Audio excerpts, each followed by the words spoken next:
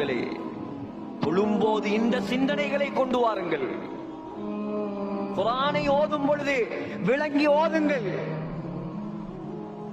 அல்லாஹ் சொல்கிறான், வஅன்னஹு ஹுவ அக்னா வஅக்னா, ஏழையாக ஆக்குவவன் நான், பணக்காரனாக ஆக்குவவன் நான்.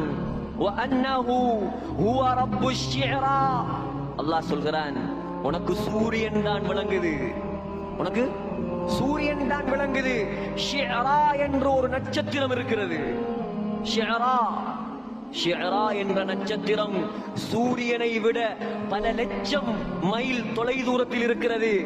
சகோதரர்களே, சூரியனை விட 20 மடங்கு பெரியது, சூரியனை விட 50 மடங்கு ஒளியுடையது. அல்லாஹ் சொல்றான், இதற்கும் ரப்பு நான் தான், அதற்கும் ரப்பு நான் தான்.